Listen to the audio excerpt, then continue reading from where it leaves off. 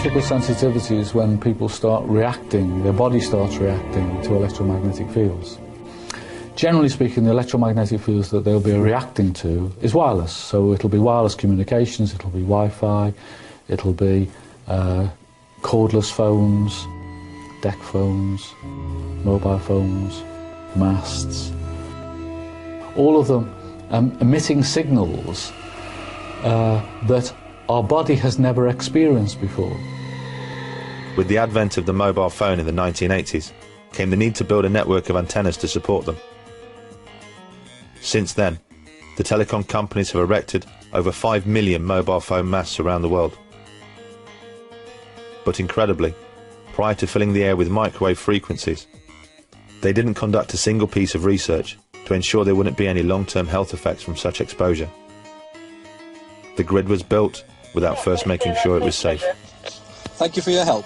So, it's pretty ugly, isn't it? yeah, and it's constant as well. One thing you'll notice is it doesn't stop. It's 24/7. This is what's coming out of the mast. If you're within 200-300 metres of the mast up there, this is what you're going to be exposed to 24/7. When you can hear it, it changes everything. It does. Imagine if you could see it. With so many phones and masts, and a mobile phone industry worth trillions, you would hope that by now a strict governing body would have been installed, an iron-fisted regulator who ensures the telecoms industry errs on the side of caution, someone to set strict levels which protect the public, someone to ensure that what we're being exposed to is absolutely safe. Unfortunately, we don't have any of that. What we do have is ICNIRP. ICNIRP is just irrelevant. It's irrelevant. Well, for example, if you want to make sure that nobody exceeds the speed limit past a school, set the speed limit at 1,000 miles an hour. Then everyone will obey the speed limit.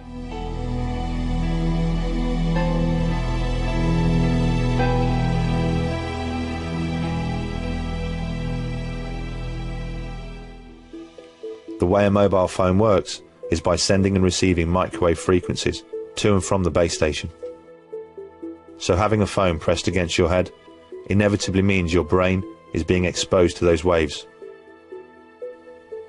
Does the brain react to this exposure? A recent American study shows it absolutely does. By using a muted cell phone, Dr. Valco's experiments showed that the human brain has a metabolic reaction to the presence of microwaves from a mobile phone. There have been countless studies conducted into the possible health effects of mobile phones, but the most conclusive came from Leonard Hardell, combining his own work with that of others from around the world. From the early 1990s, they have investigated the phone habits of more than 2,000 people from around the world.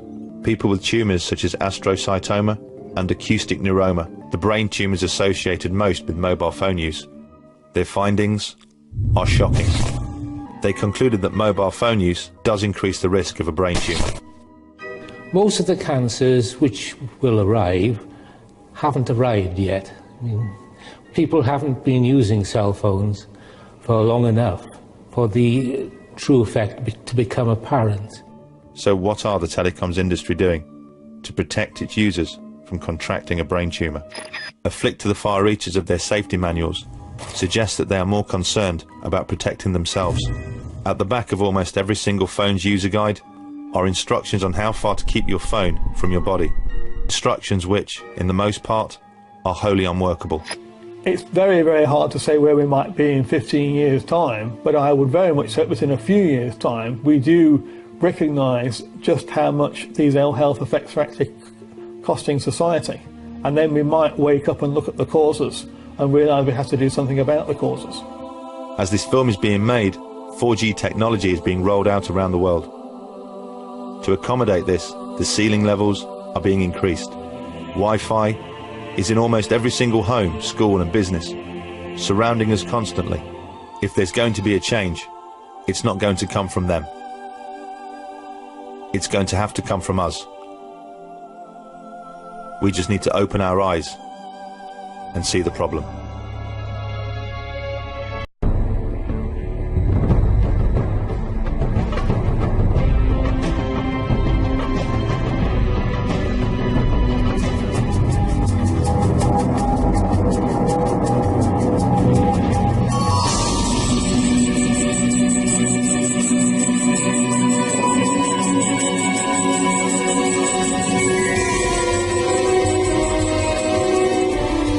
to tell you we have created something that is harming us, and it is getting out of control. Cell phones, tablets, Wi-Fi, etc. Putting it bluntly, they are damaging the living cells in our bodies and killing many of us prematurely. An example that a lot of us have in our pockets right now is the cell phone. One study shows that as cell phone usage has spread widely, the incidence of fatal brain cancer in younger people has more than tripled.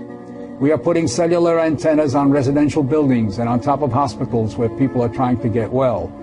Wireless utility meters and cell towers are blanketing our neighborhoods with radiation. It is clear to many biologists that this can account for the rising cancer rates.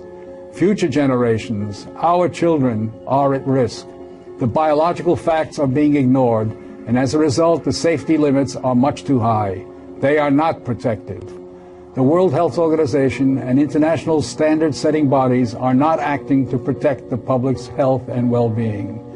International exposure guidelines for electromagnetic fields must be strengthened to reflect the reality of their impact on our bodies, and in particular, on our DNA.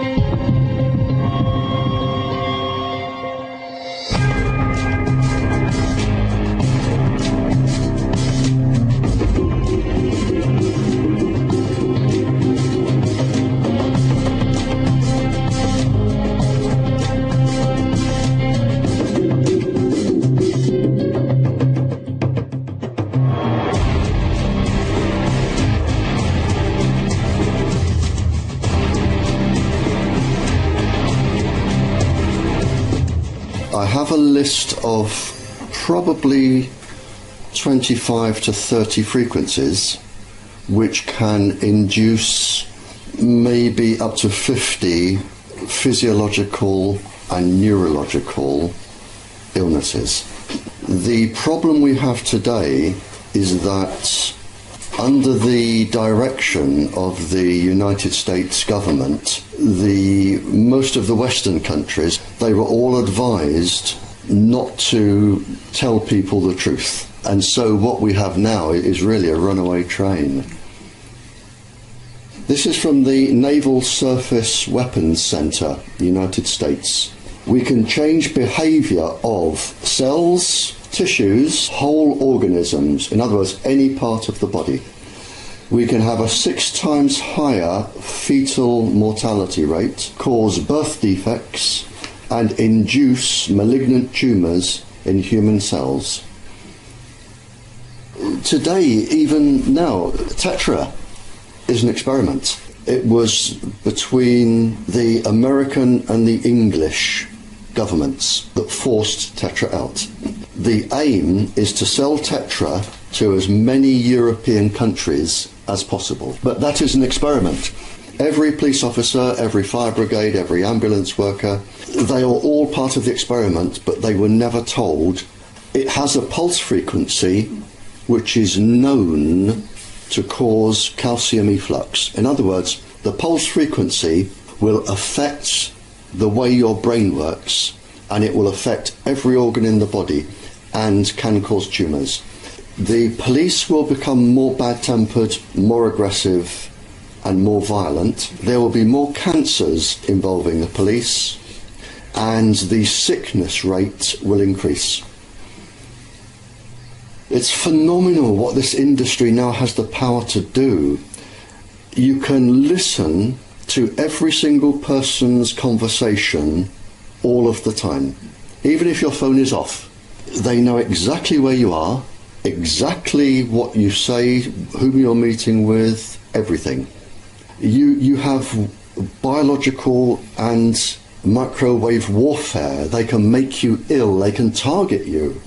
Not only can they make sounds in your ears, they can actually put spoken word into your ears and you can hear proper voices. And now the voice, depending on what they know about you, I mean, and if they've listened to your telephone calls for years, they will know who you trust and what you believe in. And then what they can do is they can then have the voice start telling you what to do. Even commit a crime, kill somebody. Think of a trampoline. If you jump on a trampoline and you bounce up and down and you get a nice steady bounce, that will be your natural resonant frequency for a bounce. If a 56-stone man jumps on and starts bouncing, you have no choice but to bounce at his pace because he will take over. Now that's what happens in the body. Your organs have their own resonant frequencies which can be taken over. All of your body pulses and fluctuates at its own speed. What you have with these vibrations is when they come in, it's like the 56-stone man jumping on your trampoline. Your body has to follow. You have no choice. There's nothing you can do to stop it. You've got HAARP, H-A-A-R-P. I believe there is a similar device in the Soviet Union. We've got one on Cyprus. There's probably one in China. And with HAARP, you can just beam microwaves anywhere in the world, and you can target specific houses, you can target entire countries. So we're getting to a phase now where we can literally destroy the planet. A scientist asked to see me, and he said, I've had a really bad problem, Barry. He said, I've just done an experiment for the government. He said, I was asked to test the heart and the brain against the tetra wave frequency. And he said to me, how long would it take you to do that experiment? And I said, well, 10 years. He said, do you know how long they gave me? He said, within the hour, I completed both and had time for a cup of coffee. Clearly, it came out negative and safe. And all the people were told was that the country's top scientist had tested it and found it safe. And he said, now I know this is going to cause cancer. What can I do? If I breathe a word of this, I'm going to lose my job and I'm never going to get another one. Now, that's one example. Another is George Carlo. He did a 10-year experiment for the industry. He found that microwaves caused cancer. They said, we're not going to publish. And he said, well, you must, because people need to know this. And they said, no, we've decided not to publish. And he went ahead and published anyway, lost his job, lost his research, had his house burnt down. It just gives an example of what the industry is capable of doing.